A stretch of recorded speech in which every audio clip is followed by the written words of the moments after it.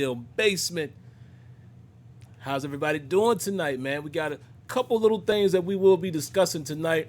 I'm gonna have my good brother Kenyon come on and join us tonight, and we'll be talking about some quarterbacks that we might want to keep our eyes on, whether we think the Steelers will move on them or not.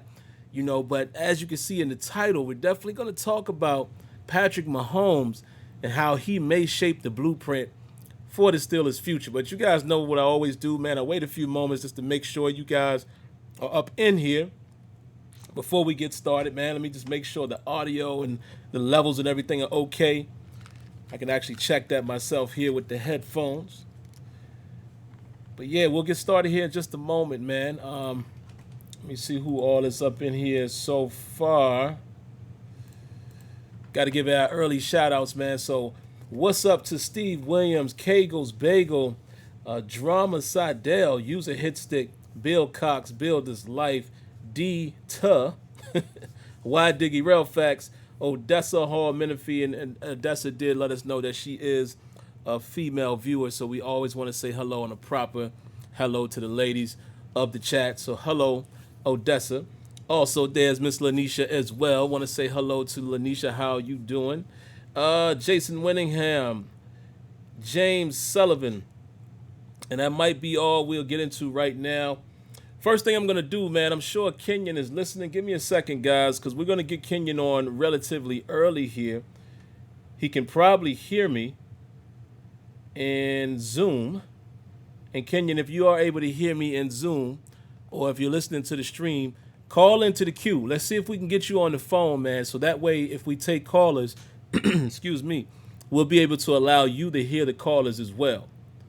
All right. So I don't know if you can hear me yet because you're waiting in Zoom. So I'm just gonna hold tight on that. I'm gonna allow Kenyon to chime in here via the stream. So give me just a second, guys, and we will get it started. The first thing I'll definitely talk about, man, before I dive into that is a couple other little things. Because like I said, me and Kenyon, what we're going to basically dive into, man, is the quarterback stuff there. So let's see. So Kenyon, yeah, I do see you in the chat, man. So let me know. I'm sure you can hear me in the chat. I don't know if you can hear me in Zoom yet because I have you pending. However, you're listening to the chat or listening to the stream. So definitely try to call into the line. Hopefully it'll work. Blog Talk has been good for us lately, guys. I can't complain. Funny side story as we wait for Kenyon to do that.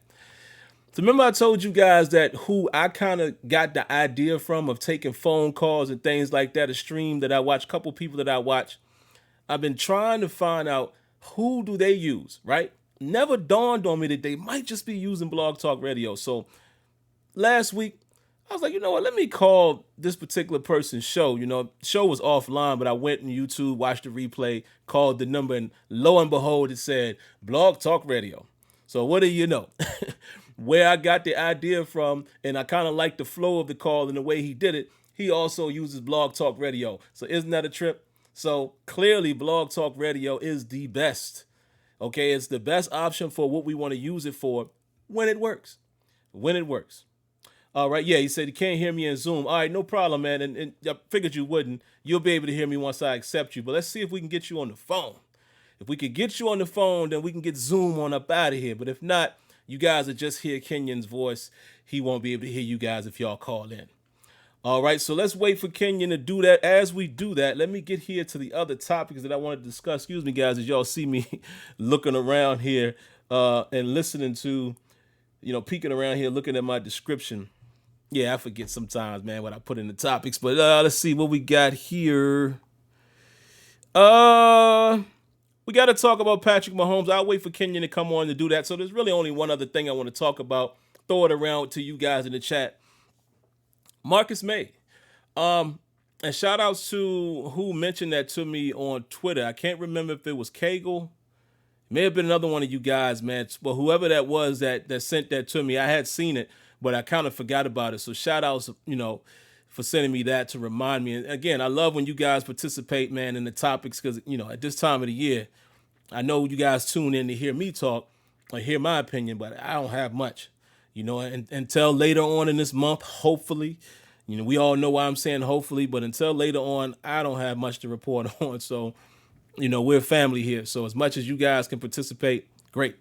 Marcus Maye, a safety from the Jets. Kenyon's texting me, guys. Hold on. Blog Talk won't let him in, man. It's crazy. It's crazy. Don't worry about it, Kenyon. I'm going to get you on. We got you on Zoom. That's all that really matters. And we'll make sure everybody can hear you properly before we dive in. So let me get the Marcus Maye news on out the way. Basically, guys, it's a safety, number 20 for the Jets. I didn't really scout him much before he came out. I know he was, pretty decent safety. I think he's done okay at the Jets. I don't really know his numbers. I didn't check into his numbers, anything like that. But he seems to be a serviceable safety, right? He seems to be somebody who could challenge one Terrell Edmunds, and, of course, a lot of times safeties are interchangeable, whether they're free safeties or strong safeties. Maybe some guys can only play free. We kind of saw that with Sean Davis, right? Sean Davis seemed to be better suited at free safety. Never really seemed to get it, at least in the time that we had him at strong safety. But anyway, I saw some talk out there. I saw Alex Kozura mention it on Twitter.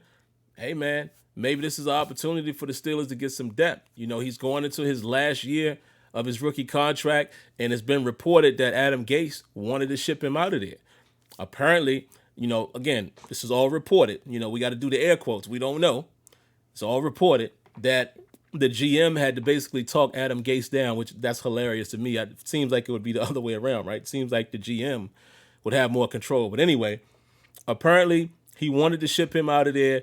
Y'all already know, the situation with Jamal Adams and, the craziness that seems to be coming from the Jets locker room as far as, a couple players requesting to be traded or voicing that they want to be traded. Remember last year they had the news about Le'Veon Bell saying that he didn't have the best relationship with Adam Gase.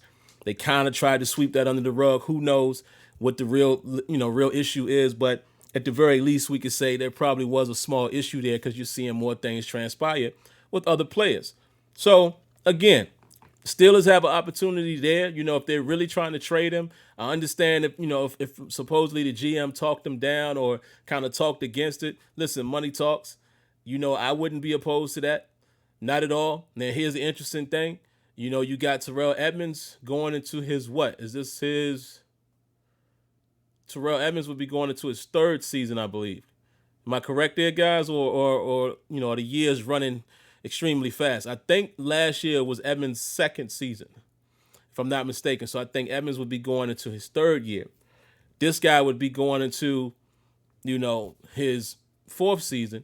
But the fact that he's on a rookie contract would lead you to believe that the contract can't be that crazy. It seems like something that we could absorb. And why not? I'm cool with that type of depth. If that means replacing a guy like, no disrespect, but if that means, better depth behind the two starters with a guy like Maye versus Dangerfield or versus Marcus Allen. And again, I'm rooting for Marcus Allen, but he just hasn't shown as much, right? Hasn't really had the opportunity, but I think there's a reason for that. Let's not forget. Let's not forget Cam Kelly was the guy getting the rotation over a guy like Marcus Allen. So that makes me kind of look at it like, okay, I know all of us think we're coaches. I know we all think we GMs on, sitting in on our couches and all of that. But there's got to be something to that. So I feel like I would love to have another guy like Maye. Again, I'm not sitting here campaigning for how good or bad he is. I know some people may know him a little further than me. If I look over here in the chat, I might see something. I haven't seen it yet, but somebody might say they don't like him. I get it. But I would at least say I like the depth opportunity that it could present if it's cheap. Or for you guys that don't like Edmunds, maybe he has an opportunity to get that spot. So I would be open to that. Would definitely be open to that. But without further ado, man, let's just dive right into it, man. Let's get Kenyon on the line, and we're going to, again, make sure you guys can hear him and all with my setup. Let's get him. Got Kenyon joining here in just a second. Kenyon, can you hear me, man? I don't see he got his mic hooked up yet, so we'll wait a second. But what do y'all think, man, about the Marcus Maye situation? Let's look at the chat while we wait for Kenyon to get set up. What y'all got? Yeah, third year for Evans. Okay, that's what I thought. All right. Shadow Slayer says, "Why are people saying we should get Fournette in the?" Yeah, I'm not even going to entertain that. I think we actually talked about that earlier. Remember earlier in the offseason, it was a possibility, and I think we had a full blown show about that. I want to say Kenyon and or Tony might have been on there. All right, I think we got Kenyon, guys. You can hear me, Kenyon? Yes, sir. And people in the chat, y'all just give us a thumbs up. Make sure y'all can hear him. And then after that, you can mute that background. Yeah, I did it. Done deal. I think everybody can hear you. Let's just make sure before we jump into it. But outside of that, before we jump into it, and I'll look in the chat. How you been, man? I know I haven't talked to you like verbally in a while, so what's been going on, brother? Just trying to stay safe out here, man, since everything kind of flared back up. You know what I mean? So, Yeah. just go outside when you got to, take care of stuff when you have to. And if not, you know, keep out of trouble. You know what I mean? Just keep out of trouble. That's all you can do. You know what I mean? Because it's real out here. So, Yeah, it's been good. It's been really. I said been good. That's because I'm reading somebody saying he's good. Yeah, it's been crazy, man. It has been. And listen, man, for you guys that don't know, Kenyon is out there in sunny California, man. L.A., if I remember correctly, and yep. I'm saying that like I don't remember. But listen, side note, Lanisha and Odessa, Deb, if you're in here, just give us 2 seconds. Listen, man, me and Kenyon always talking about L.A. I'm just gonna put it like that. Let me keep myself quiet because the missus might be. What you be talking about L.A. But so yeah, I know exactly where he is. It's just small talk for you guys. Yeah. Uh, That's an OnlyFans discussion. We can't have that. yeah. We can't go down that road. It's an OnlyFans discussion. But it is crazy, man. It's 1 week we talking about. I mean, y'all saw me. I had a couple weeks ago haircut, thinking everything is cool, and gonna get a haircut again tomorrow, man. My barber's still doing his responsible thing, and everybody's still being safe. I haven't gone anywhere else other than that. We masked up, all of that. But I say that to say then we were talking as if, okay, we might start seeing some positivity. You see New York dipping down, and then boom, all of a sudden, I think as of last night, we 32 states on the rise. California, really crazy. Florida, crazy. Arizona, Texas. It's wild, man. So wherever you guys are located, man, please, please be safe out there, and just be smart about whatever you're doing, man. We're not gonna hold y'all up because I told y'all I'm on an hour or less time limit by Mrs. Sim. So, and I think that's fair. Let's get into it. I'm gonna throw it to Kenyon first, man, because I watched this guy briefly, but as luck would have it, Kenyon had already watched Jamie Newman, so he'll give us the breakdown on him, and then we'll both chop it up on what we think, preliminarily on Justin McMillan and Trey Lance. And before we do that, Kenyon, man, let's talk a little bit about Mahomes' contract, because that's really what this whole show is about. It's funny that we said we were going to address these guys this week, and then you see what happened with Patrick Mahomes and this crazy contract. So that's the reason why the title is there. I said, is this the blueprint for the Steelers' future in terms of quarterback? When we think about what we've had over the last, 16, 17 years, Ben has been there. Mm-hmm. That type of quarterback. We've watched Lamar Jackson come in, which some people are going to get mad at this, but again, I'm going to always root for Lamar because of what they tried to say about him when he came in. But I still, as of now, I would prefer a Patrick Mahomes, a Russell Wilson type for my quarterback versus Lamar at this moment. Now, Lamar might end up being that, but it's cute. It's dope to watch when he runs and all that, but I don't necessarily want that because we see what happened, right? We saw what happened when a team come in there with a nice – when we played them. You have a game plan for a guy who might just take off and run on you or tries to primarily go down the seam. And that's pretty much what he has. And again, Ravens fans, Dez, if you're in here, I'm not knocking Lamar Jackson. I'm one of the guys who've been saying even since he first came in, yo, once he gets better, once he gets his accuracy together, once he gets his passing together, he's gonna be nasty. But at this moment, I would prefer Mr. Mahomes or Russell Wilson, that type of quarterback. Maybe even a Deshaun Watson over what Lamar is right now. Because it's still more run first, I can pass type of guy. You know what I mean? So all of that, Kenya, man, where you want to attack this contract, and then we'll bleed that into the guys that we kind of scouted. Uh, I just think it was, it's kind of unprecedented. I mean, you know, his actual money that he's getting is, like probably like one. I think it's like 140. But to sign somebody to a 10-year contract, you know, and he's 20, what, about to turn 25, just won a Super Bowl. Um, I texted Sim yesterday, people in the chat, and he didn't want to talk about it. And I kind of understand it. I think yesterday was the first day. I think it hit me. It kind of hurt, and I was like, "Yeah, he did. He called that out." But you think about that year, we'd have to trade it up. We'd have had to trade up to 10 to get Mahomes because he went 10. So it would have kind of been like a Ben situation. You know what I mean? Give up most of your picks to get this quarterback that you really don't know nothing about. And I would agree, he's just a special player. He's just special. It is what it is. He has unique arm talents that we may have not seen before. I'm older, so I saw Dan Marino, I saw Jeff George, I saw you know those types of quarterbacks who I thought had arm talent. John Elway, who could throw the ball across his body 70 yards to the other side of the field, which was ridiculous. You shouldn't be able to do that. But Mahomes has that type of ability. And those players come along once every maybe 10 to 15 years. Aaron Rodgers had that arm talent. But I will say Aaron Rodgers in college, his arm wasn't as strong. And I watched Aaron Rodgers, he played USC. So I watched Aaron Rodgers 2 years, and he didn't have that type of arm strength. His arm strength got better when he got to the league.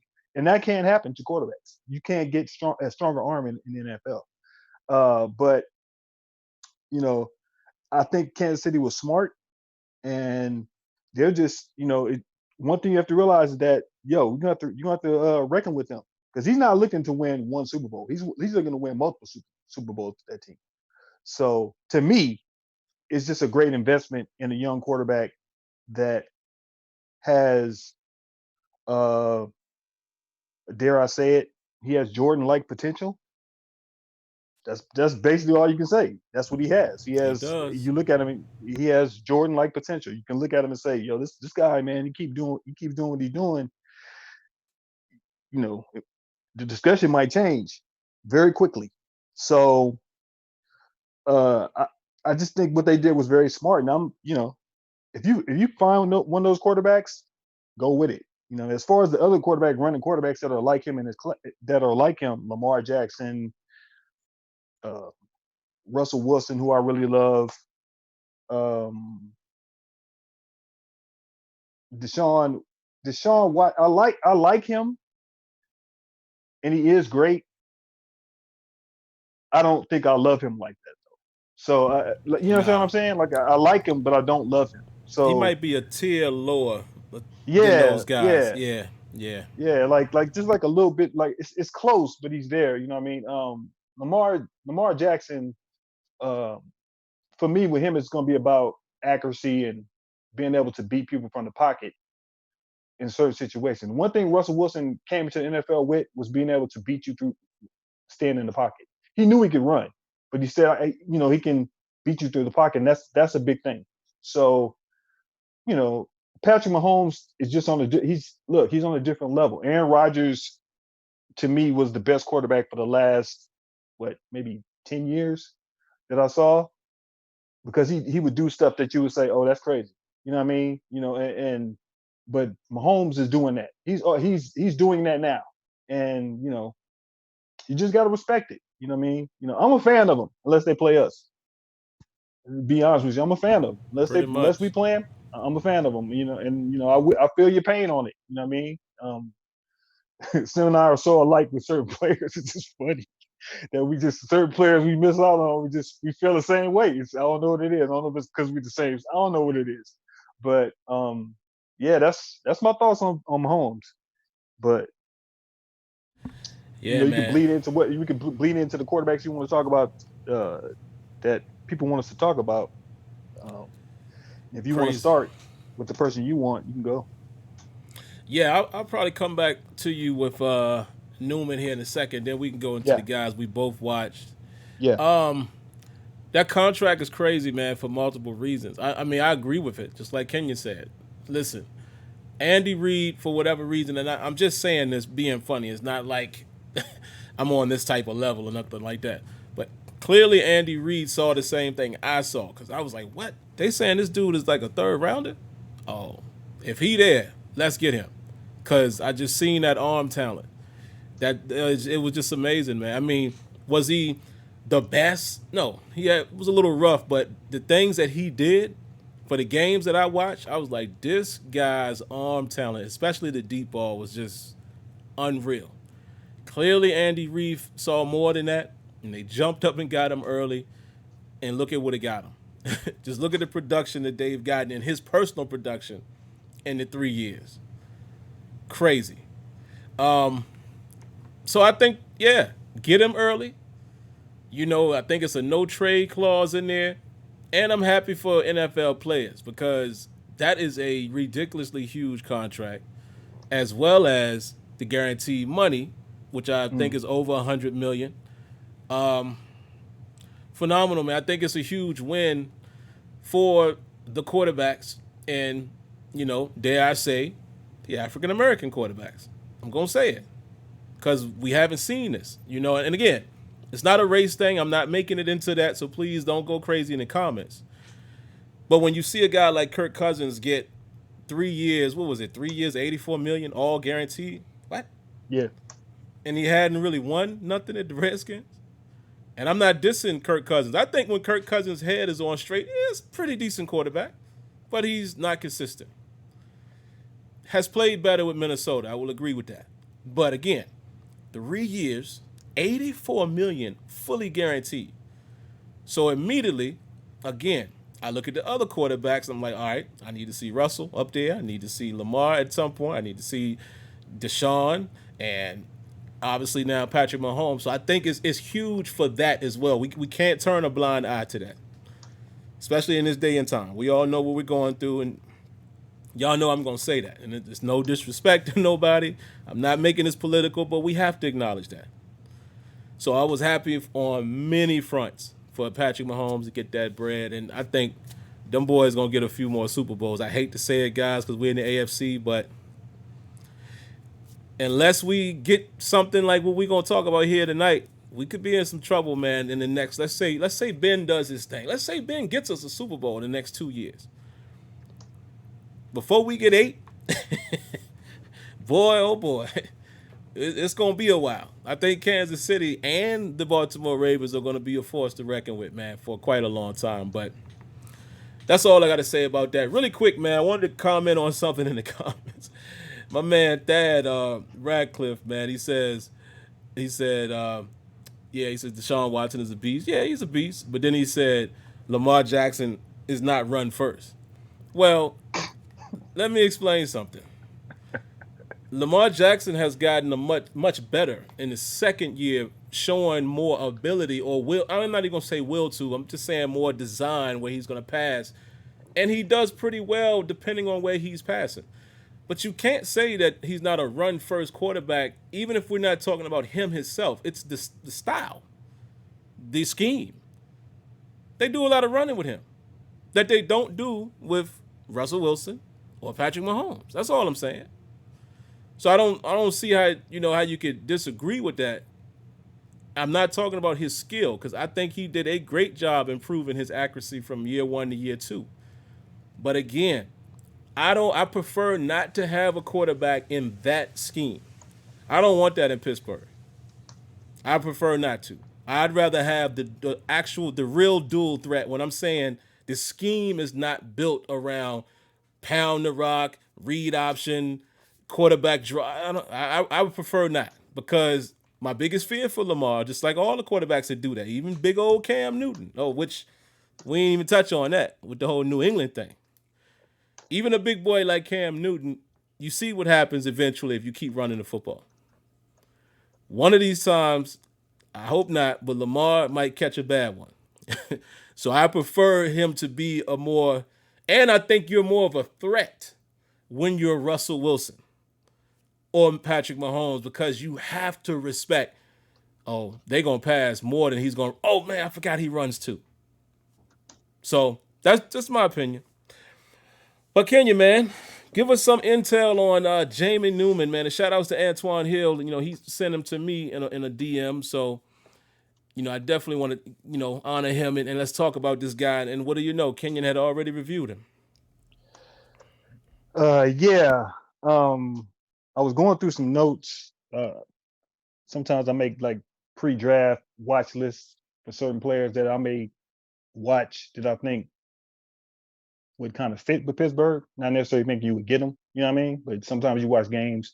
You say you watch games all the time, whatever. So I was watching. Actually, the first time I saw Jamie Newman was against Clemson. Um, and he had a horrible game. He was 6 of 14 for 38 yards. And my first impression was, oh, that guy's not good. But I don't judge people on one game.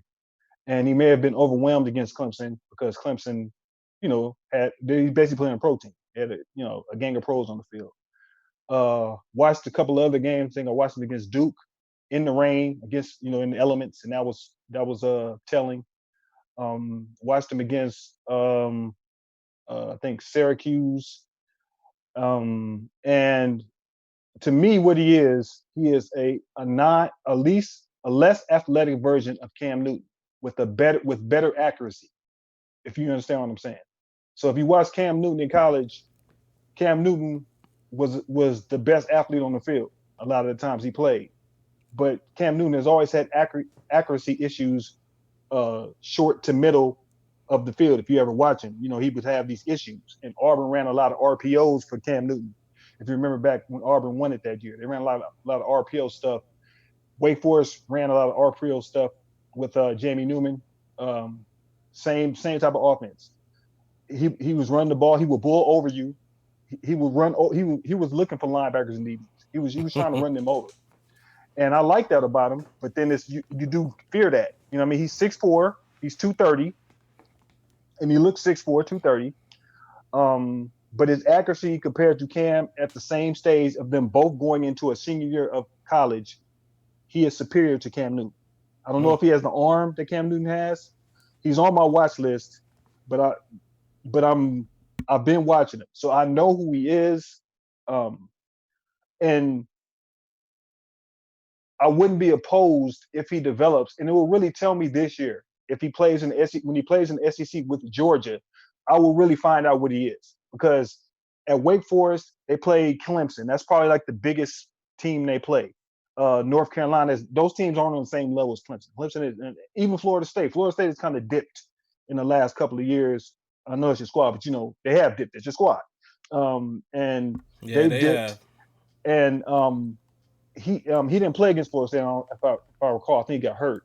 And but he is a less athletic Cam Newton. I love his arm because he can make all the throws that I've seen so far. Wake Forest ran a lot of RPOs. I would say in college he's better than Mason Rudolph coming out right now. He's better than Mason. But he's a likely target. He's not something I'm focusing on because it all depends on what Ben does this year.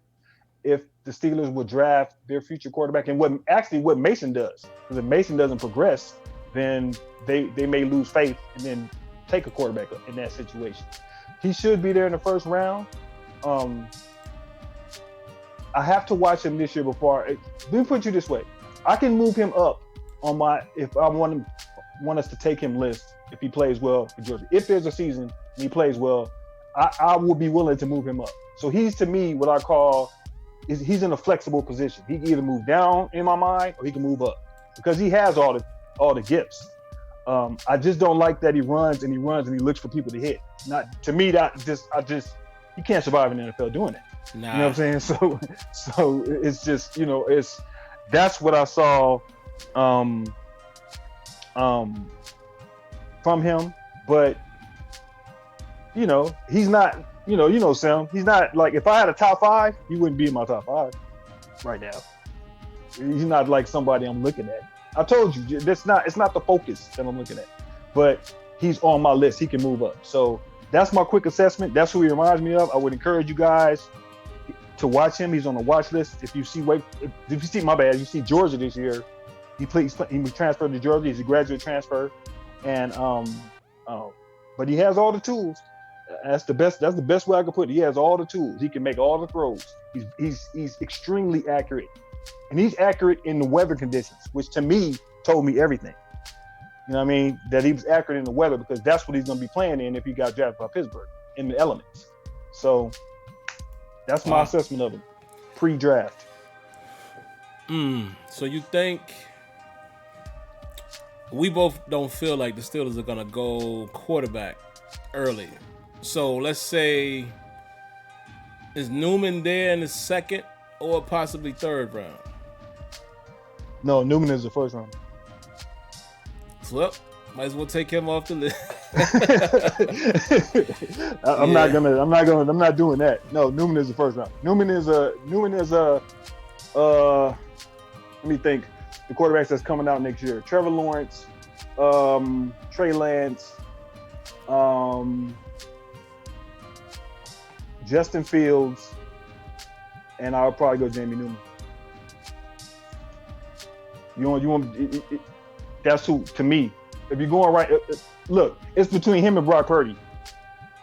Yeah, it's between him and Brock Purdy. Because the rest of them dudes definitely gone. I mean, Trevor Lawrence, you would expect if he has any type of season, he might be the number 1 overall. Yeah. Justin Fields, I don't think should be too far behind that. Yep. That boy balled out. And it's funny, man, with football, sports in general, they balled out in different ways. Yeah. Like, wow. Justin Fields is amazing. He was amazing last year.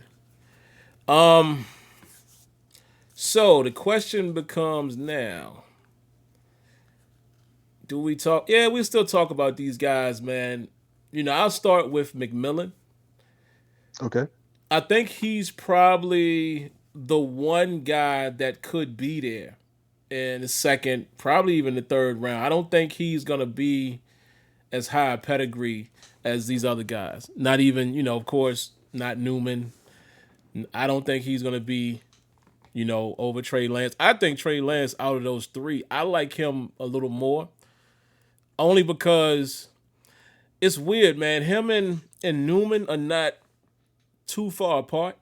It's an either or for me, but it's something. Trey Lance to me, it just seems, if this makes sense to you guys, it's just more fluid.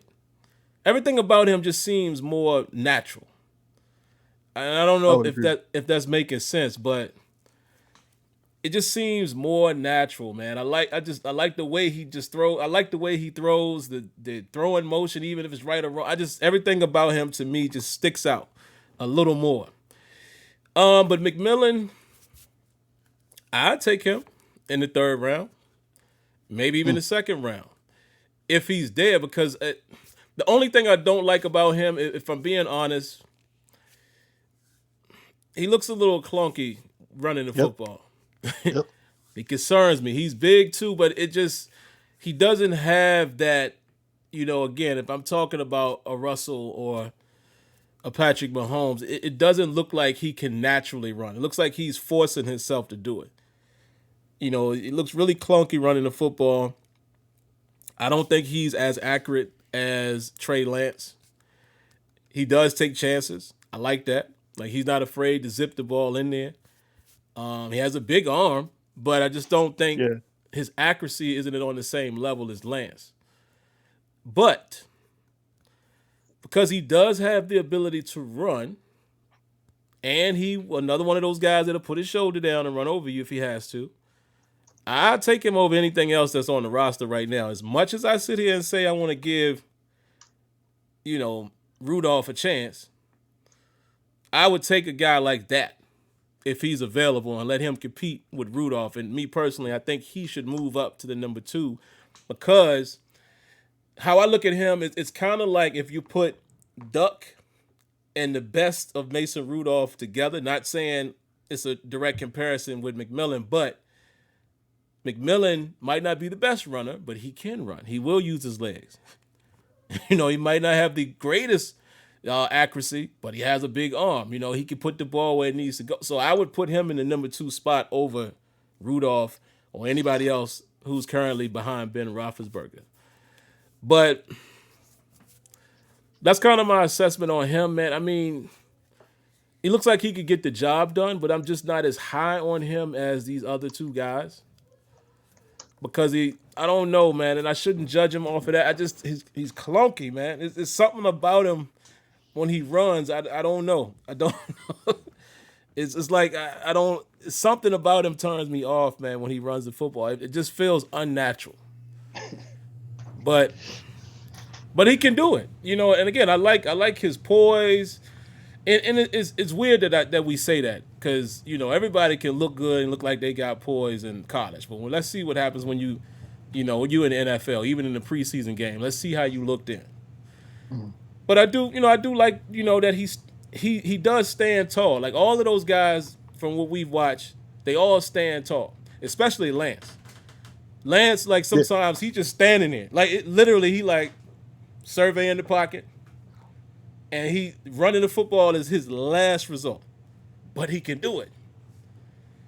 So I do like that about those guys. It's not like you have to put him in the box and say, oh, he's a mobile quarterback. Oh, no, he's a stand in the pocket. They all will actually stand in the pocket, look to throw the football, keep their head up, but they have the ability to take off and run too. So that's kind of how, it's weird. I know I don't say too much about him, but I kind of linked them two because I've watched him and Lance back and forth. And I just like Lance a lot more than I like McMillan. Mm. Yeah, Lance, I think the divide between Lance and McMillan is big. I think that, yeah. I think Lance reminds me more of like kind of looks like Russell Wilson a little bit. You know what I mean? Like only runs when he has to. You know what I mean? Just makes all the right plays, doesn't make a lot of mistakes. To me, that's the better that's the good comparison I would give as far as Lance goes. I'm with you. I love Lance. I think Lance is going to go. Look, I think Lance, depending on who's picking, he might go top 5. Yeah, man. I think you might see 3 quarterbacks in the top 5. I think the only person, to me, if you know who he is, he's getting drafted top 3 because that's Anthony Munoz part 2. So they're going to draft, somebody's going to get him that needs an offensive line, a straight up left tackle, right tackle beast that's going to walk in and start. They're drafting that dude. That kid is ridiculous. It sounds like it's Pittsburgh. Ridiculous. Yeah, it sounds like Pittsburgh, but we won't be in that position. So, to me, that's the top. And then Justin Fields falls in there somewhere, depending on who's picking. But I think Trey Lance, depending on how he plays, can be a top 3 to 4 pick. I think McMillan is a 2nd round pick. I think Brock Purdy is a late 1st, early 2nd. I think the kid we didn't talk about, the person we didn't mention is De'Aaron King, who was the quarterback at Houston, who just transferred to Miami. Now, you want to see somebody that reminds you of a slick Lamar Jackson type person, watch him. Because he can run, he can throw, he will make you miss, he'll outrun you. They had him on the kickoff team, he ran 2 kicks back at Houston, and he's playing quarterback. Now, the thing is, he's small, and I don't know how accurate he is, within the pocket. But as far as being dynamic, oh yeah. Yeah, he's dynamic. So De'Aaron King will be in that mix. There will be Tanner Morgan out of Minnesota, who's kind of more of a traditional, traditional quarterback, but he has a lot of heart and he has a lot of fire, and you can't teach fire. If you have it, you have it. And so those are the quarterbacks I'm thinking. If you're asking me who fits with Pittsburgh, if we're talking about quarterbacks, who I would take, my wish list is, to me, it would be Jamie Newman, or I like Brock Purdy. If you're looking for a franchise quarterback in the first round, I'm just giving you what would happen in the first, Sim, not what would happen in the second and third and fourth and all that. So if you draft a quarterback in the second, I don't know if they're your franchise quarterback.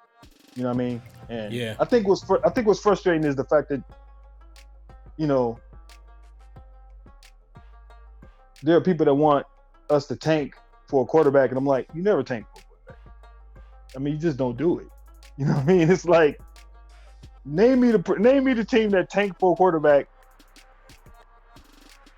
and it actually worked besides the Colts.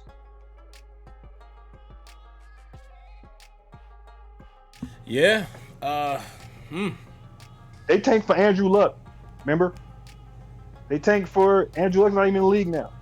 You have to if you find you a quarterback, the Kansas City Chiefs did not tank that year. They traded up in the draft. Yep. And had a serviceable quarterback. And had a serviceable quarterback. For what they do, It's, to me, it's like, it's trying to use a basketball analogy. Like, if you tank, you're going to build your team and you'll build them into a championship team. And I'm like, that doesn't work either.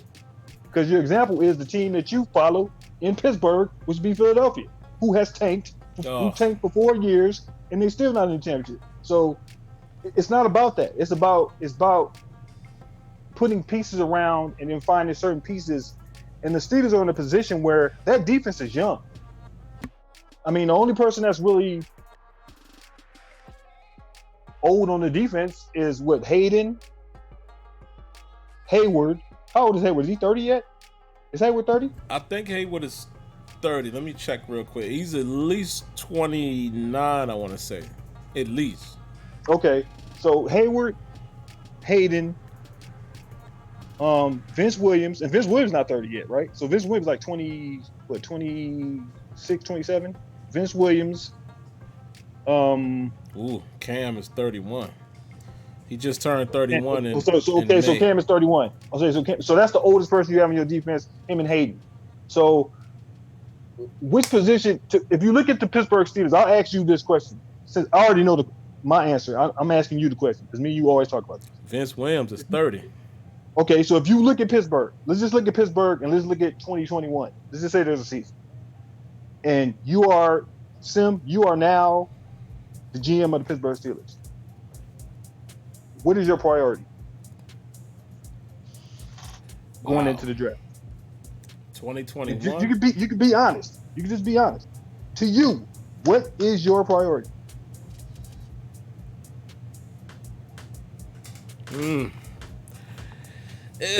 It's tough only because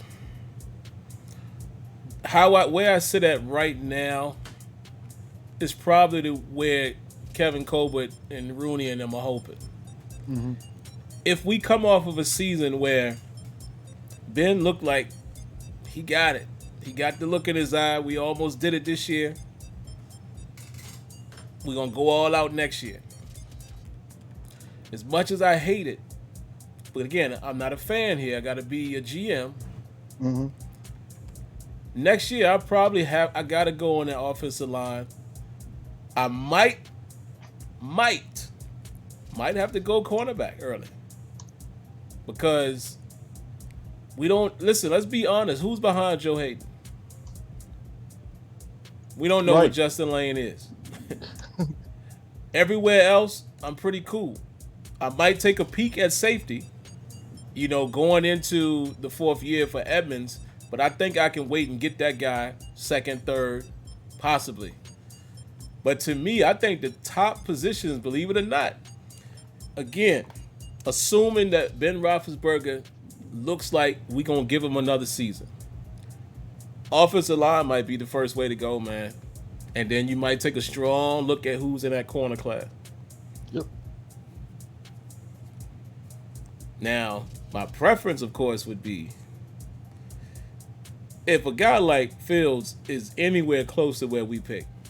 I mean, let's do that and we'll figure out the rest later. Right. Or Trevor Lawrence, which we know they not. But I'm saying if somebody like that is just right there in your face, kind of like when we got, and it sucks to say this because he's not playing no more, and we all know why. Kind of like how Shazier was just sitting there. Yeah. Sometimes you got to do it, and you'll figure out the rest later. You'll go in free agency or trade.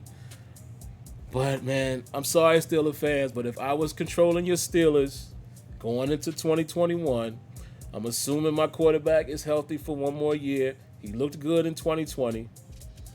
I got to get the offensive line together, and I have to think about cornerback position opposite Joe Hayden. That's where I'm at. And only thing I would say to that is, look, if I was GM of the Pittsburgh Steelers and you had, if I'm Kevin Colbert and I'm going to 2021 and Ben has let's just say he has a bounce. I'll be positive. He has a bounce back year, okay? And he's going into the last year of that contract. And I have a first pick depending on where we at in the first round. I mean, you said Shazier. You can think about it like Troy. They traded up for Troy. They traded up. You didn't have to go back that far. We can go back to last year. They traded up for Devin Bush. Yeah. So, my thing is, I think it's O-line because I just don't know if Villanueva or Filer or whoever's playing right tackle can solidify that spot. Because to me, that's the glaring hole in the offense is who's playing right tackle. So if you have faith in Chooks and you have faith in Zach Banner, I've seen Zach Banner play football he's been in the league for 5 years. I've seen him play for the last 8 years. He went to USC. So I've seen him. I know what he is. If you think those guys can solidify your offensive line, hey man, I'm positive, but look, Chooks hasn't proven he can play right tackle every down and start. He hasn't won a position. He's had opportunities to win a position the first 2 years in the league. He's been in the league. And Filer has beat him out both times. So now they're trusting him to actually win the position outright. And it's going to be an interesting battle. But are they what you would call a standard franchise offensive lineman?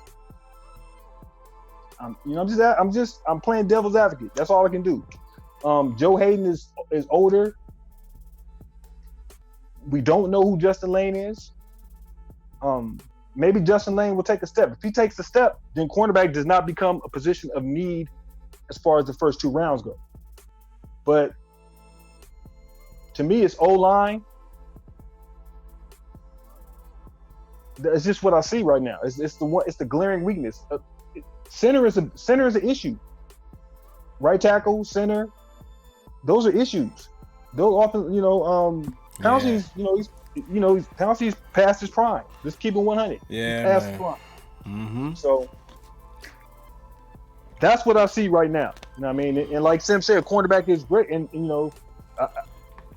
and Sim we already told you guys that we already got an eye on a cornerback that would fit perfectly with Pittsburgh. And where we picking, he might be available. So he might, depending on how the season goes. So that's it for right now. As far as like I said, I like Jamie Newman. As I said before, I have wiggle room with Jamie. I hope he has a great year at Georgia. I hope they play. I hope he has a great year at Georgia because he will be playing with supreme talent. And Pittsburgh loves drafting people from Power 5 conferences. So if he has a great season, and the question is, would I trade up with somebody like Jamie Newman or Trey Lance? Me personally, I just think Trey Lance is going to be gone when that situation comes. As far as Justin Fields, I'll say this, as much as I like Justin Fields, as far as a pro prospect, and you ask me who has better tools between Fields and Newman has better tools, arm strength. Yeah. And I like Fields. I think he's a beast. But Newman has some, he has some nice accuracy. And you can't really teach that type of stuff. Thing I don't like about him is that he just tries to run over people, and I just don't think that works. If he tries in the NFL, he's going to get hurt. You know what I mean? So that would be my quick assessment or whatever. And as the season goes on, we'll get into those prospects on different positions. I was just giving you an overall view of it. But to me, yeah, man, it's easy. That's clear to see that. And the thing is, guys, if you look at it from, again, I think when you start really diagnosing the team and you look at all these players and you kind of look at it from, take your fan goggles off. Because I know some people are going to say, what about Edge? But y'all got to remember, the Steelers are hoping they're going to get something out of Highsmith. At this moment, Kevin Colbert and them is probably still thinking we're going to try to get Bud to a long-term contract. So it's like you can't say Edge just because in your mind, we need somebody to replace Bud. It don't work like that. Same reason why Kenyon even said this past draft, we're not going corner. Justin Lane, we ain't doing that. We're going to give him an opportunity. Now, come next year, maybe, because Joe Hayden is slowly but surely going to be up off this team really quick. I see Antoine Hill says, what about a guy like Felipe Franks? I need to watch a little more on him. I mean, obviously, because the way he plays, I've seen him. I'm not opposed to it. I don't think Franks, for whatever reason, I don't think Franks is going to be in that top tier conversation.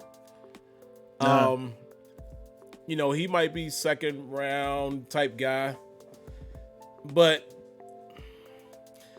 it's hard to say because as much as I want a guy that's dual threat, if it's not a handful of guys that are coming out, that will be coming out this coming year, next year's draft, then, I might would want to wait until the following draft, which is probably what's going to happen anyway. Let's just be real.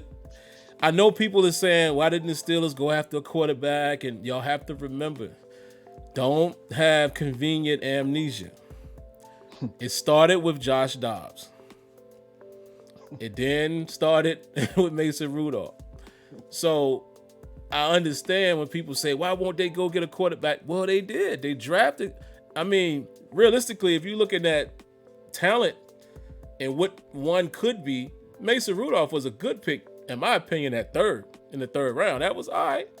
He might turn into something. Now, maybe we might have said, maybe we could have got something else there that, like Ben Roethlisberger said, look, y'all could have, I don't know if we needed to get a quarterback in the third round.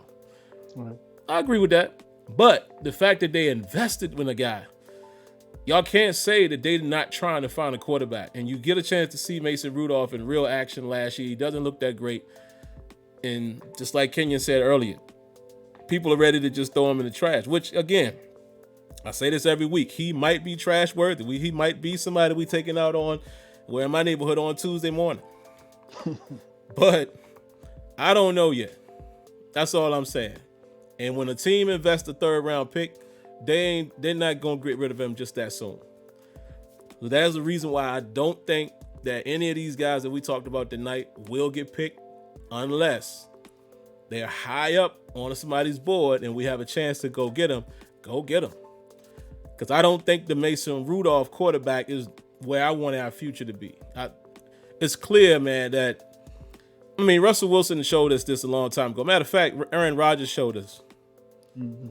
It's clear that that's where the quarterback position should be.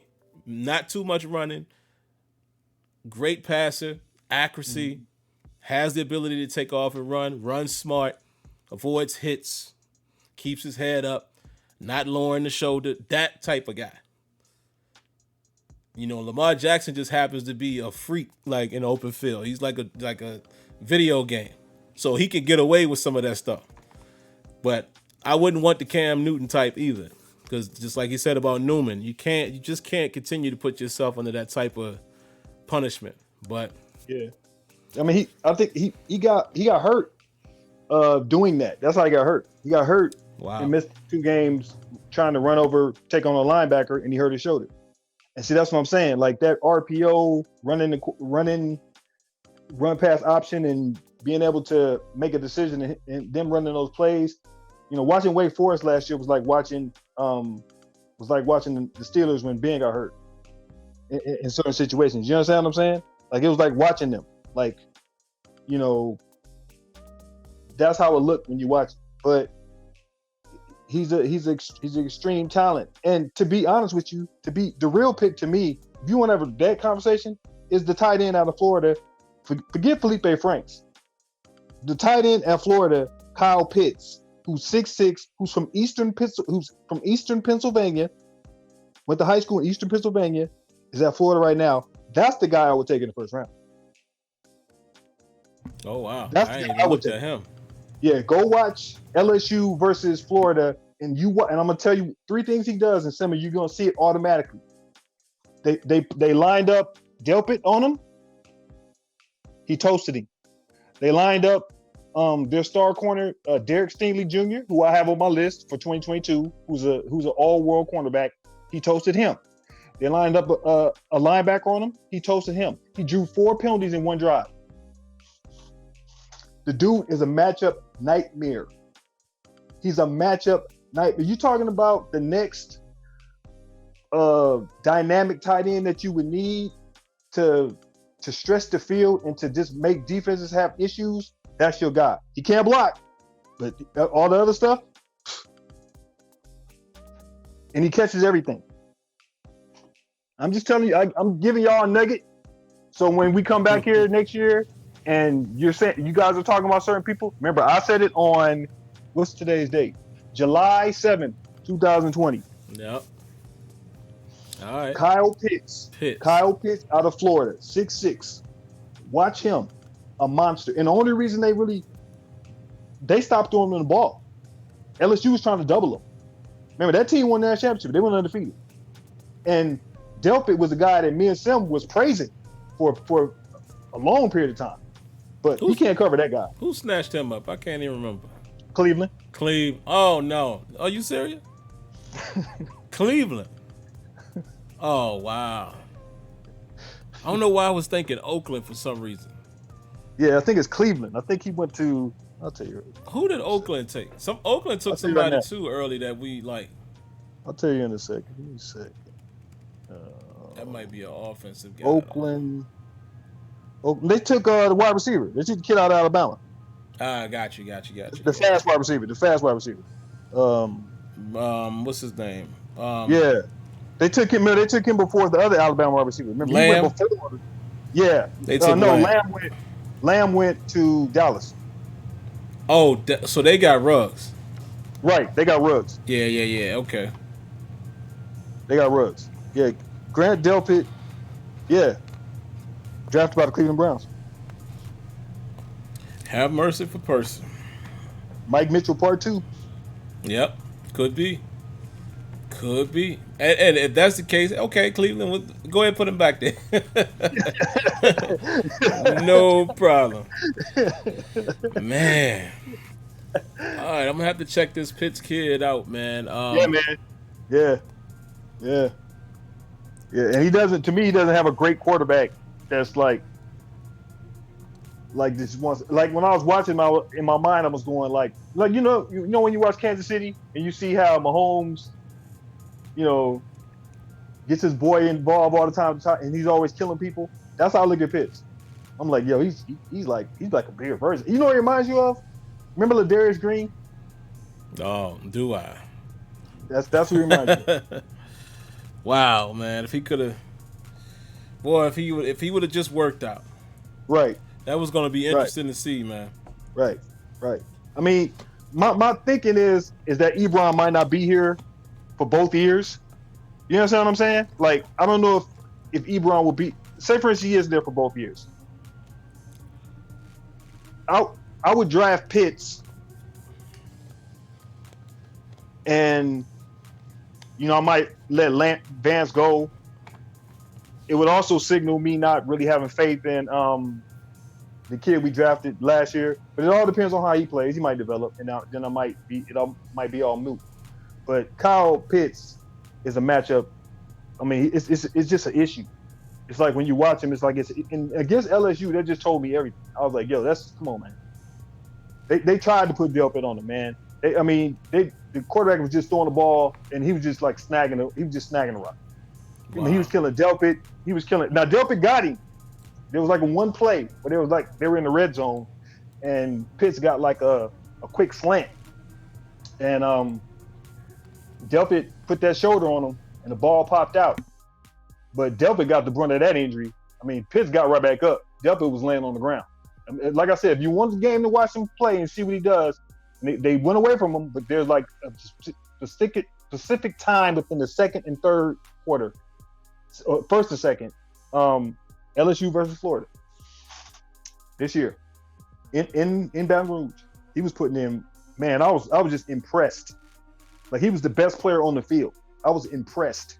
I was like, yo, this kid right here, 6'6", you can't teach that.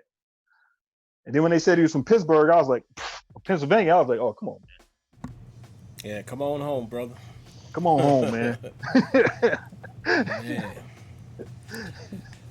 Well, man, time flies, guys. It's already an hour, so we're going to get out of here. We didn't get no phone calls tonight, but, y'all don't really worry about that when I have Kenyon or Tony, whoever on, man. So I think, man, what we might start doing at some point, well, no. I was going to say maybe we can start talking about other positions, but I think now we can probably gear towards training camp if it happens. Mm-hmm. I'm getting a little concerned, guys. I'm not going to lie.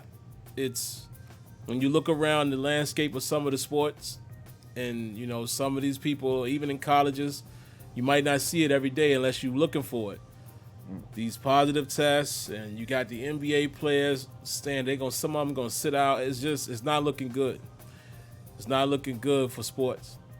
We'll see. I think if the NBA thing can kind of kick off without a hitch, if they do the Florida situation, which Florida, that's a hot spot. But if they do what they were gonna do in Orlando and it works, maybe. I don't know. I'm getting a little concerned. I'm getting a little nervous. And here's the question really quick, man. I'll throw at you, Kenyon, before we go. What if they cancel the season, right?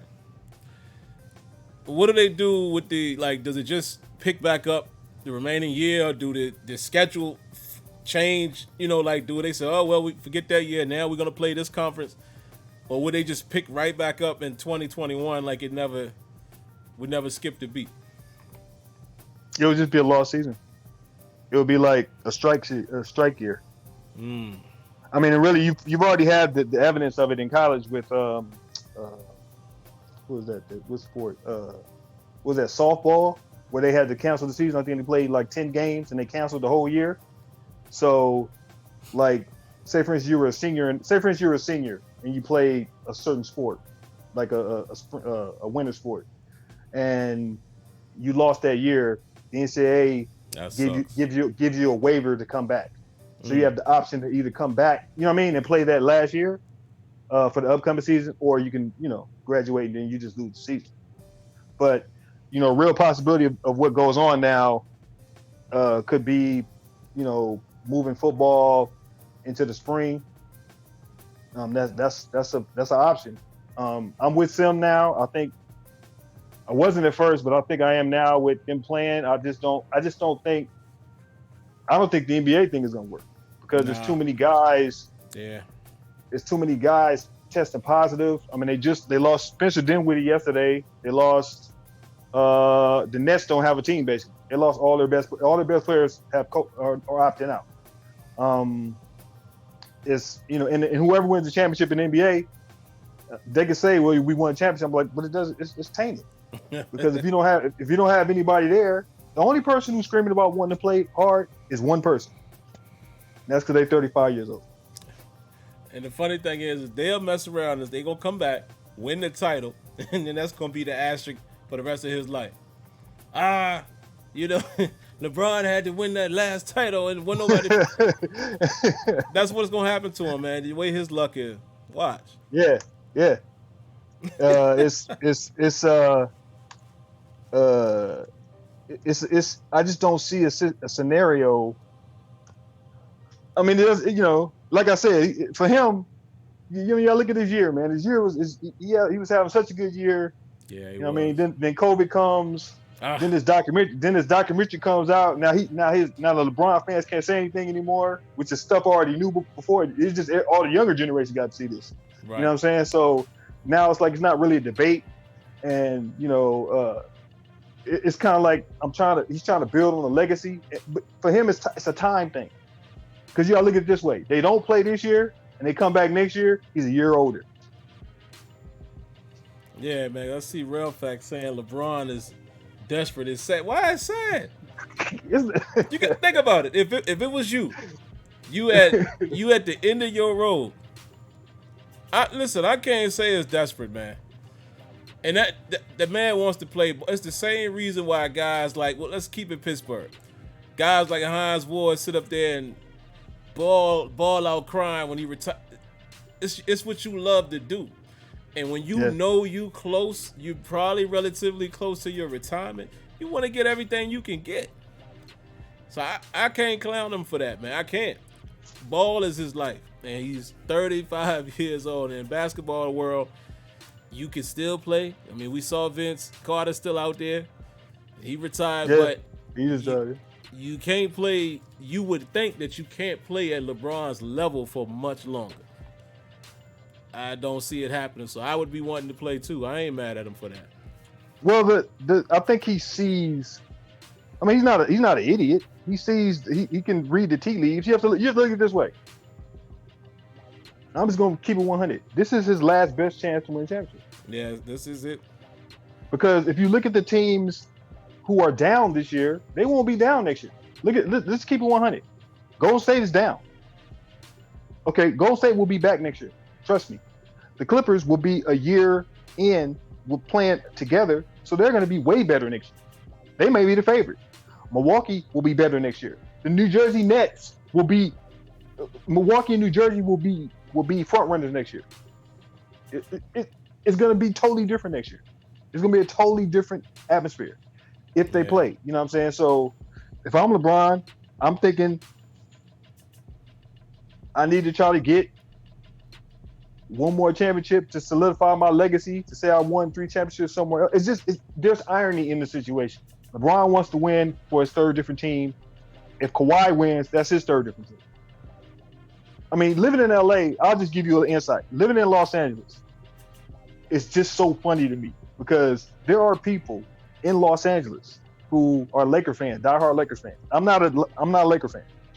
So I'm a basketball fan. So when you watch people when they say, man, LeBron, he's going to do stuff for our city. And I always say to myself, Kawhi Leonard is from Los Angeles. Paul George is from Los Angeles. They were born in LA. They're the homegrown guys. You know what I mean? So it's just weird. Yeah. It's just like they're the guys who are actually from LA. You know what I'm saying? They're not transplants. They grew up here. Kawhi was trying to get back to Los Angeles. That's what he's trying to do. It's, it just goes to show you. It's just interesting. But I'm not mad at LeBron. I just think that what he's chasing, the ghost that he's chasing, he can't catch. Yeah, forget about it. Just stop. Just play your game. Do what you got to do. I mean, he'll go down as he'll go down as a top 5 player in some people's book. He'll go down as the top 3 players in some people's book, depending on how old you are. I'll ask you that question. Where do you have, if you ranked people, Sim, where would you put LeBron? You're younger. I can ask you this question. Man. Where would you put LeBron? We're talking all time. Yes. These conversations are always funny, folks, because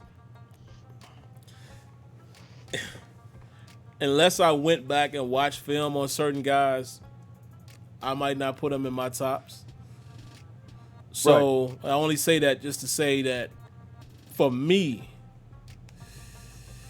let me be careful with this one, man, because I was around. I was younger, but I was around in the 90s. And I loved a lot of people out that era. Let me see. Where would I put LeBron all time? Gotta put Kobe up there. Mm-hmm. Gotta put, of course, Jordan up there. Magic. Okay. It's gonna sound crazy when I say this, folks, but I don't know if I put Bird up there because I ain't watched Bird. I'm being That's real. a great point. That's a great point. I don't know how good Bird was. I heard. I never really just watched. Yeah, you'd have to Larry ask Bird. me. You'd have to ask me. Exactly. Because I saw Bird. I know he was great, but I don't know. You know, me personally, this is just one of my top fives. I don't think he's a top 5 player. Charles Barkley is one of my favorite players of all time. Okay. Hands down. Okay. Chuck was a monster. Okay. And he was undersized. And again, not all time is another player I'm gonna throw at y'all. Allen Iverson is one of my favorite players ever. Okay. But can I say they are a top 5 all time? So, all right, where do I put LeBron? That's the real question. Right. I might have to put LeBron in the 5, man. Okay. As an overall talent, from what I've seen, and let's just say my era goes back to the Jordan 90s. From there on, Okay. if I'm looking at those players through now, I might have to put LeBron in the top 5. Okay. Oh, wait a minute. Oh, whoa. Tim Duncan. Okay. Yeah. Who you taking out? Oh, God. Who you taking out? This is the best way I can do it for you, where you're not really being disrespectful in any way. I don't mind being disrespectful because I play basketball. I don't care. But when I'm saying give me your top 5, I'm saying it like this: give me your starting point guard, your starting 2 guard, your starting small forward, your starting power forward, and your starting center. You can put anybody you want. Man, all right. I'm gonna have a challenge when it comes to power forward, but okay. Starting point guard, I gotta put Magic. Right. Gotta put Jordan. Okay. Oof. Who am I putting at the 3? See, here's where it's tough though, man. How I'm gonna get Kobe? How can I get Kobe and Jordan out there? It's your 5, man. See, that's the problem though, because I gotta have Kobe and Jordan. Okay. Dang. I mean, in this era, Kobe plays small forward. He can play small forward. Yeah, but Jordan can play small forward in this era. I might slide him to the 3. Yeah. I might put LeBron in at power forward. Okay. But here's the thing though, folks. Don't kill me for this one. Only because I think he would be a nightmare matchup for anybody trying to guard him in that position. And he can play point forward. So okay. Only because I got him at 4 don't mean nothing on my starting 5. I think we run y'all off the court. And at center, see, now I'm bringing some more people in the equation. Here comes Shaq. Oh man, I think Kenyon done stumped me, man. I don't think I can give him. I don't think I can give a top 5 all time, or even my own top 5, because I love Charles Barkley. I love Allen Iverson. But how can I get Iverson? That's a personal favorite. That's like, you know what I'm saying? Like, there are people I personally like to watch, but I'm just talking. The example would be like this. So, like, for me, it's always Jordan. It's Jordan, Kareem. Kareem is the best center to ever play basketball. He just is. I mean, I like Hakeem Olajuwon. Oh yeah, Hakeem was nuts. I think Shaq was the most dominant player that I've ever seen, because I never got to see Wilt Chamberlain play. But I understand basketball history, so he gets respect. he gets the ultimate respect. But Kareem has had the best. Kareem Abdul-Jabbar, for people that are younger, has had the best basketball career ever of any player. He was the most dominant player in high school. He went undefeated. He went to UCLA.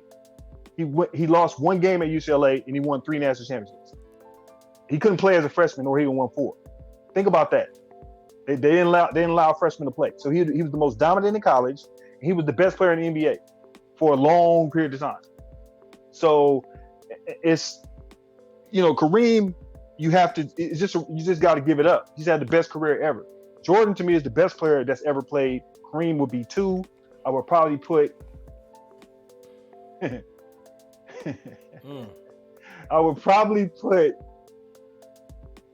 Here's my thing. So you have to understand how I'm looking at it. And it's no disrespect.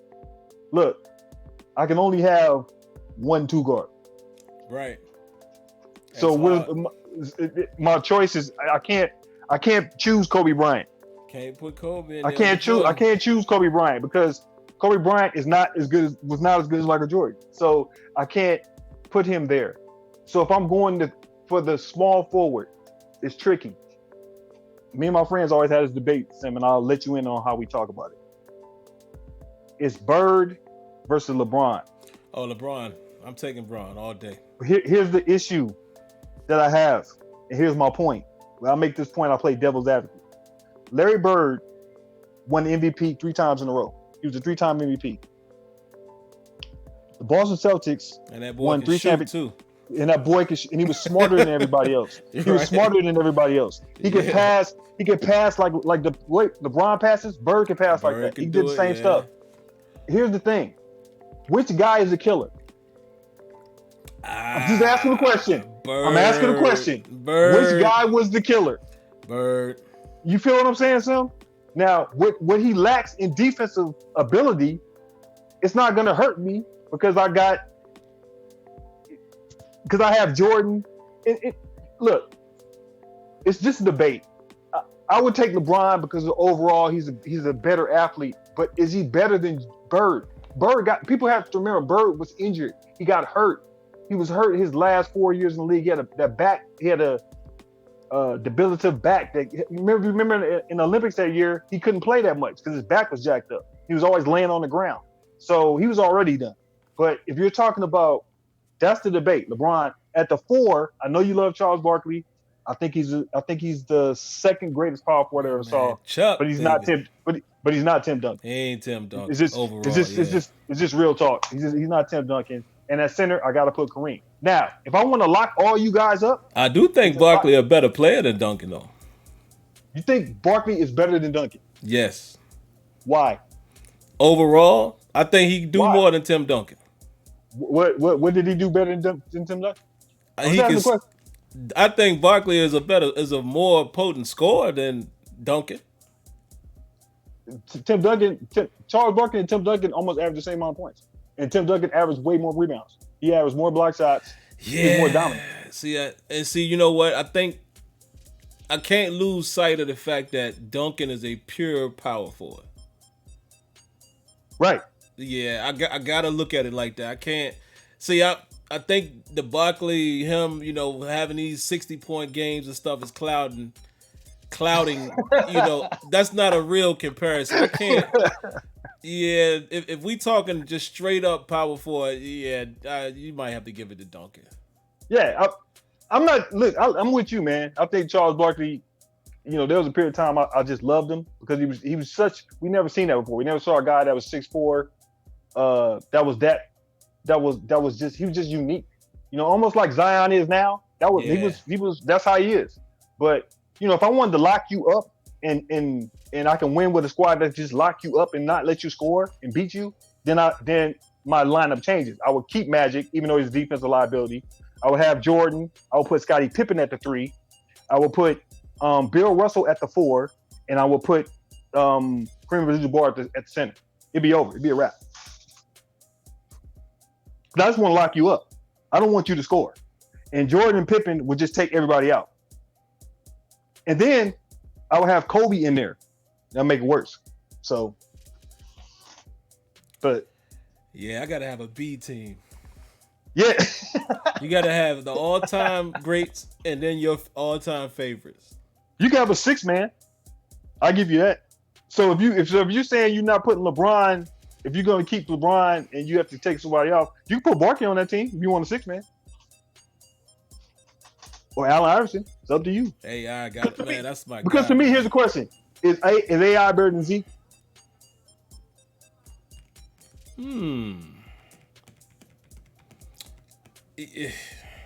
See, I'm going small. Yeah, as a point guard, I know everybody will say, even me will say, Allen Iverson can play point guard, but he was a natural too. The natural too.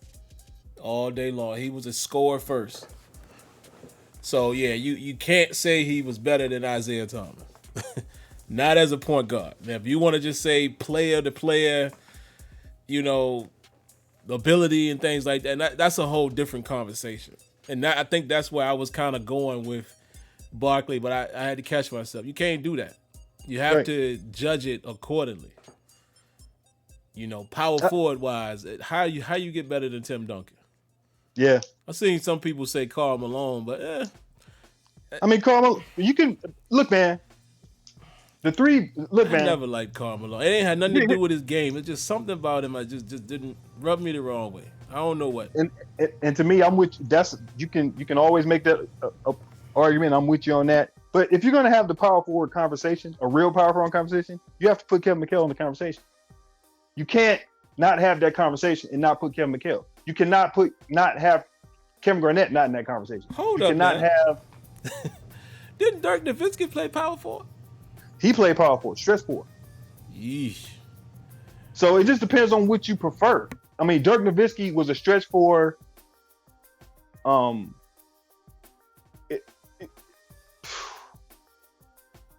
know what it is about Dirk Nowitzki? He didn't rub me the wrong way. You know what it is? It's just he wasn't a great defensive player, and he never was. Nah, he won't. Like at any point was he ever good. But he was such a matchup nightmare, man. Look, all praises to him because he was one of the first stretch. Tony Kukoc might have been the first European stretch four, but Nowitzki took it to another level. So you can have, it's Karl Malone and Charles Barkley battled for the best power forward position during their career. They came in at the same time, so they both battled. I just think Tim Duncan was better. Tim Duncan was just a step above them. You know what I mean? He just, he's legit fundamentals, legit 7 feet. He was a killer. Backboard you to death, boy. Backboard you to death, block your shots. No emotion. You know what I mean? He was like, you know what's funny? He kind of remind you of, clearly not the same players, but his demeanor was pretty much like Kawhi. Yep. He ain't never say much. He quiet. Nope. I remember even people saying, man, he's soft. Because the way he looked, people would literally say that. Oh, man, he's soft. Nah. He ain't, you get on the court. Get on the court with him. Don't let that no emotion fool you. You know what I mean? That robot mentality fool you. He came out there to do work. So, I mean, I agree. Look, I'm with you with Allen Iverson. I think Allen Iverson was pound for pound, man. I think if you want to go pound for pound scores, he's in my top 10 of all time. Amazing. As far as like ability, amazing. He's a freak. He was a freak. So, I just think Allen Iverson, and he gets the ultimate respect because he took a team that shouldn't have went to the finals and he took them to the finals on his shoulders. To me, he gets the ultimate respect. And he took a game off the Lakers team, which he shouldn't have took. Look, he essentially won one game by himself. And the funny thing is, Allen Iverson could have quite possibly been a better football player than he was basketball. Gary. Some people don't even believe that, but I actually had the pleasure to see it in person. Scary. Phenomenal. So he was he Lamar Jackson before Lamar Jackson, or was he Michael Vick? Nah, he might have been a combination because he was blazing fast. Okay. I mean, the dude, think about it. In one game, he rushed for a touchdown, threw a touchdown, returned an interception for a touchdown, and a kick return. And I know some people gonna say, yeah, it was high school, but no, you can't always say that. Because a lot of us seen great players in high school that turned out to be. He was a great player in basketball, and look what he ended up being. That's But crazy. his raw and thing is funny, his real backstory, he didn't even want to play ball. His mom kind of pushed him along to do that. He was a football player and was beyond nasty. Wow. But guys, I am over my time and I'm getting text. So y'all know how it is. Listen, man, that's just a life lesson really quick for you guys, especially, some of you younger guys, you might have a fiance or you may be a newlywed. Listen, my wife allows me, I don't want to say allow, because it's not like we have that type of relationship. I allow her, she allows me, no. But for sake of argument, never pressure me about anything. Never bothered when I'm streaming. None of those type of things. But we just both understand that we both have an equal responsibility when it comes to the kid and things like that. So we're mindful of each other. So we are a real tight knit family. So I try not to be on YouTube for too long, if that makes sense. Like right now, I'm gonna go upstairs and the three of us gonna kick back, laugh, joke, whatever we're gonna do. Just something we do every night. So she said, try to cut it back a little bit because we put the little boy in the bed, especially since it's the summertime now. We let him stay up till about 10:30. But as you can see, it's already 9. So, got to get out of here. But anyway, man, definitely thank my good brother Kenyon for coming on. Appreciate all of you guys for coming through. Maybe we'll have something to talk about next week. I don't know. Let's just count our blessings and hope that something happens with this COVID. Because it ain't looking good, man. But hey. But anything you want to say, Kenya, before we wrap up? Nope. Just, enjoy always, chopping it up with you. Trying to build up, just trying to make sure our chemistry gets better. So we can kind of be like, I don't want to say Stephen A. Smith and Matt Skellman, but you know what I'm saying. So, I don't really rock with Stephen A. right now, but you know what I'm saying. But but yeah, he be wilding, man. He be wilding out. So it's kind of like try to work on that. But other than that, man, it was so it's always a pleasure coming on here, man, and trying to kick some knowledge to certain people about certain prospects that they may not know about or that we may be looking at as far as Pittsburgh. It's always going to be about Pittsburgh. So until the next time. Yo, look at Builder's Life's comment. Yo, that's hilarious. He said, I spend 3 hours in the gym daily and my girlfriends, plural, must either join me or don't say ish. They love the physique and can't say ish. Laugh out loud. Listen, man, it was a time, too, when your boy was just, yeah, I had him, boy. That's all I'm going to say. And it was my rules, you know what I'm saying? Lanisha, Odessa, Debs, I'm sorry, but we all been here. Sometimes y'all know we gonna do the man thing. But it was a time when, at a certain point in your life, you just like, look, man, this is what it is. But when you find that respectable young lady that you don't want to do that with, things start to change. That's all I'm gonna say. I'm not even gonna get into the stuff. Me and Sim have these conversations during text every once in a while, but I'm not even going there. Cause Sim already know where I'm at. I'm not even going to allow myself to go. I'm keeping it PG because I have 2 other places I can go, and Sim knows that.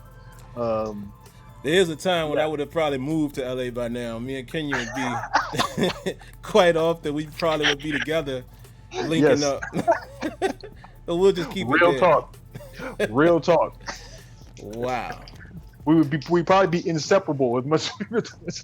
Have mercy. Have mercy. Why y'all ain't make the show? Well, hey man, something came up. Literally. Sorry. But all right, guys, we gonna get out of here, man. Kenya, man, I'll definitely catch you on the text because I know when we do the after talk, sometimes it's another 20, 30. Heck yeah. Heck yeah. She'll be on my head, but. Yep. All right, guys. Y'all be safe. Please be safe, man. I just read something here. They said, even in my town, we got 41 new cases today. I'm like, God. Wow. Be safe, man. Be smart. Just wear the mask. And if you don't believe in it, keep your social distance. It's that simple. Either you wear a mask and social distance, or you don't and social distance. Simple. Hopefully it will pass. But anyway, we out of here, man. Y'all be good. Stay blessed. Thanks for coming through. Catch y'all later. Peace.